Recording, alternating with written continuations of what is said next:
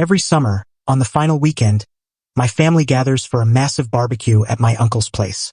It's a full-day celebration, filled with 3 generations, endless food, and joyful chaos. It's a tradition rooted in togetherness and heritage. It's the last place you'd expect your world to collapse.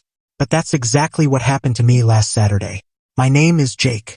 I'm a project manager at a construction firm, overseeing large-scale builds, office towers, medical centers, college campuses. My work is about bringing order to complexity, turning countless moving parts into a sturdy, cohesive whole. I thought my relationship with my girlfriend, Emily, was the most stable part of my life. We'd been together for 2 years, sharing my house for the past one. We were a team with a shared vision. Marriage, kids, a future we'd mapped out. I believed in that plan. Emily was vibrant, witty, and the spark at every gathering. Her free-spirited nature was thrilling, a contrast to my methodical personality, or so I convinced myself. My family loved her. They were charmed by her energy and her stories. She blended in effortlessly. That Saturday was a flawless late summer day. The barbecue was alive with activity. My cousins tossing a frisbee, kids darting through sprinklers, adults on the porch sipping drinks and laughing. I was at the grill cooking steaks, feeling utterly at peace. Emily was entertaining my aunts and cousins nearby, their conversation drifting from a celebrity engagement to our own future. I was only half listening, focused on the grill. Then my cousin asked, "So, when are you two tying the knot?" And that's when Emily dropped a bombshell. She let out a loud, exaggerated laugh that turned heads. "Oh, please," she said, her voice echoing across the porch. "If we ever get hitched, he'll be lucky if I stay faithful." The chatter stopped. The only sounds were the hiss of the grill and the faint giggles of kids in the distance. I froze, spatula in hand, staring at the searing meat. Emily tried to laugh it off. "Just kidding," she said, but her tone was strained, unnatural. Mostly. A few awkward chuckles followed, but the mood had shifted. The sunny day now felt heavy. I didn't turn around. I didn't speak.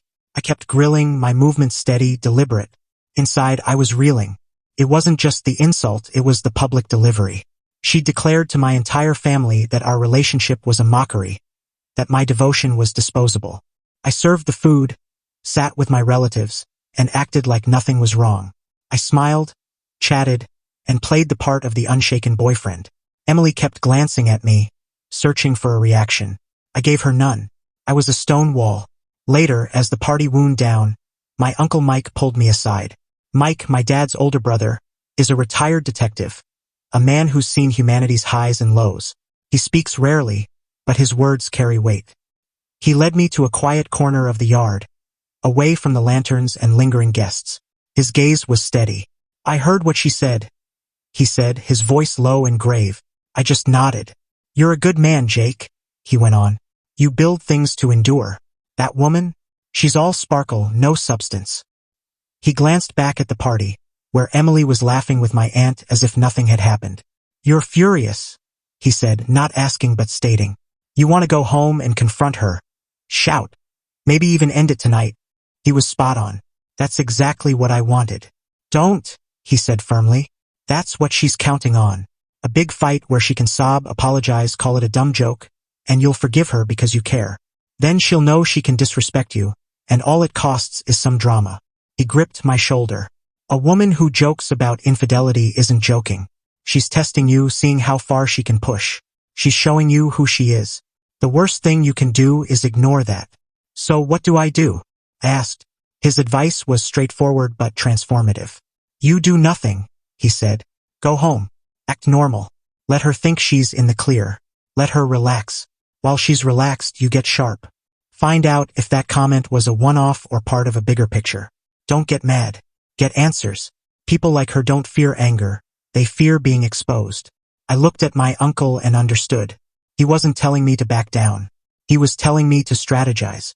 The future I'd imagined, marriage, kids, was gone. A new plan was forming. A precise, calculated dismantling. I returned to the party, smiled at Emily, and began plotting. Update 1: It's been a week since the barbecue.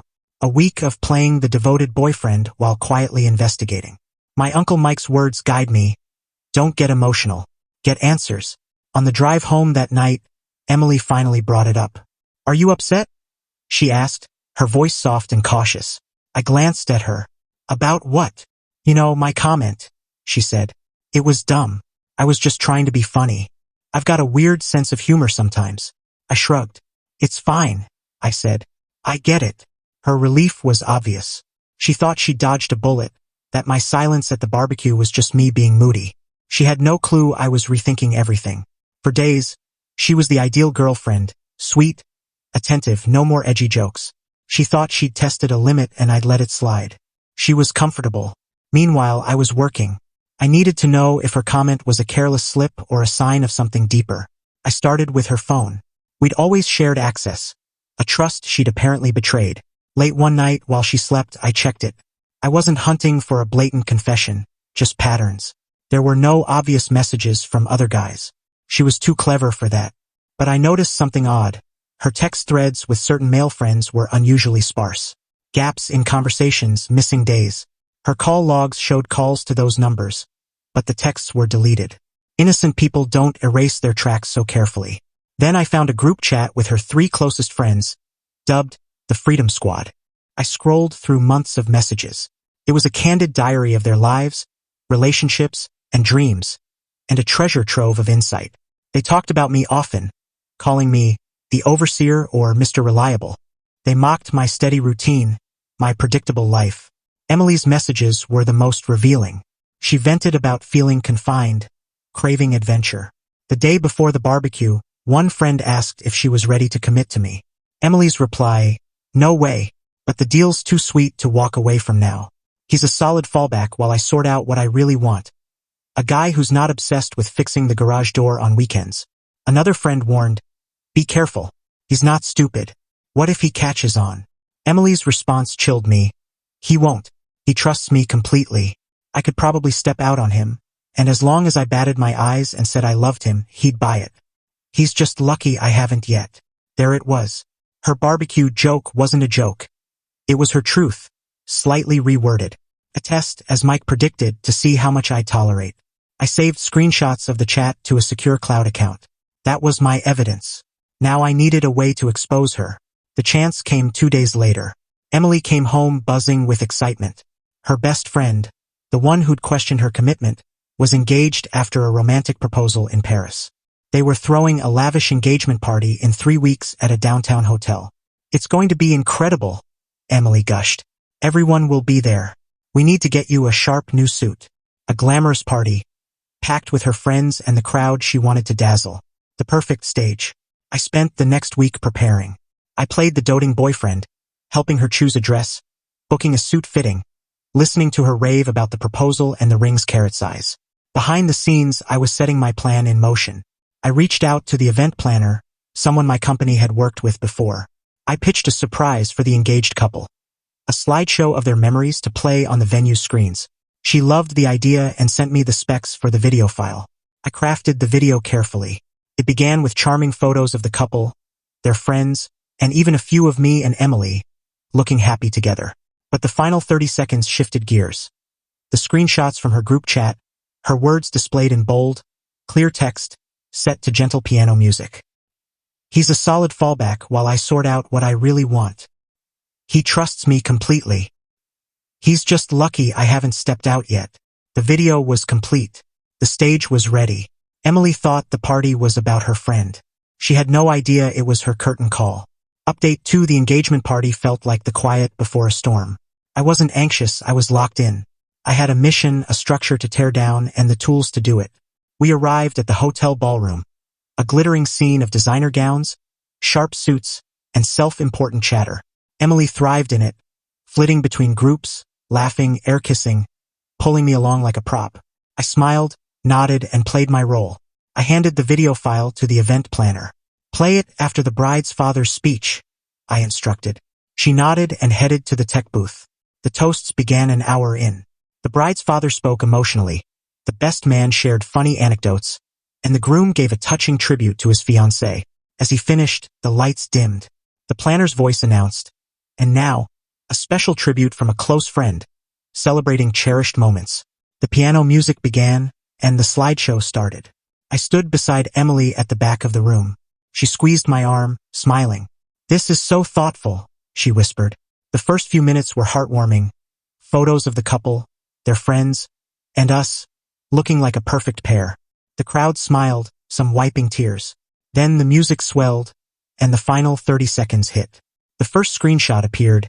He's a solid fallback while I sort out what I really want. Emily's grip on my arm tightened. Her smile vanished.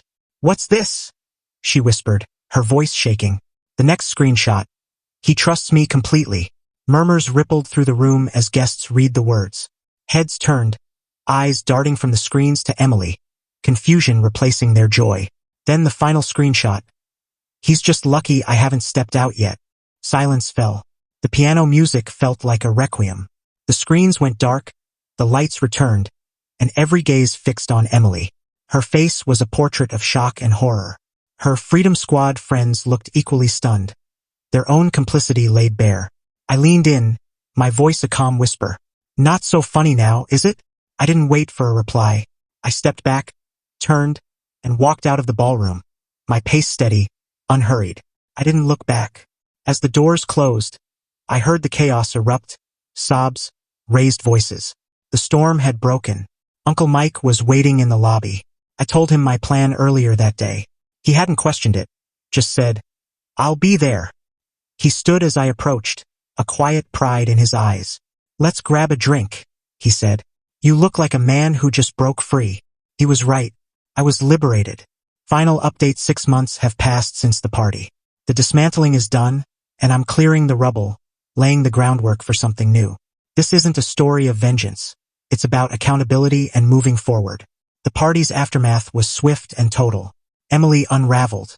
Her best friend, the bride, was livid that her night was overshadowed, and their friendship ended. Emily's social circle collapsed. The undeniable evidence, her own words on those screens, spread through her network. She wasn't a victim. She was the orchestrator of her own downfall. Her friends, the ones she'd worked so hard to impress, saw her as a manipulator and cut her off. She tried to fight back, claiming I'd faked the screenshots, painting me as obsessive and controlling. But my reputation held firm, and her words were too incriminating. She lost her job at a PR agency where the groom, her friend's fiancé, was a senior partner. He didn't fire her outright, but the workplace became so hostile, filled with whispers and cold shoulders, that she had to quit. She moved out of my house. I'd already boxed her belongings and left them in the garage. Her father picked them up. When I saw him briefly weeks later, he couldn't meet my eyes, weighed down by embarrassment. Emily now lives in a modest apartment across town, working a low-level job trying to rebuild. Her social life is gone, her reputation tarnished. 2 months ago, she sent me a long email, part apology, part blame, part self-pity. She called her barbecue comment the biggest mistake of her life, insisting she didn't mean it, just wanted to seem edgy. She even blamed Uncle Mike, calling him a bitter old man for his advice. That line showed she still didn't understand. She blamed everyone, her joke, my uncle, except herself. I deleted the email without responding. My life is calm now, grounded. I've been spending time with my family, the true pillars of my life. Uncle Mike and I go fishing every other weekend. We don't discuss the past. It's unspoken between us. He just slaps my shoulder and says, "You handled it well, kid." The real victory wasn't the slideshow or the public exposure. It was believing her. At the barbecue, she showed me who she was, and Uncle Mike taught me to trust that. His advice wasn't about revenge, it was about self-worth. I took her at her word and acted accordingly. She thought she could toy with my commitment, keeping me as a safety net while chasing thrills. She didn't realize that for me, commitment isn't a game. It's a foundation. When you prove your promises are hollow, I don't lash out. I dismantle the structure and rebuild on firmer ground. And the new foundation I'm laying is stronger than ever.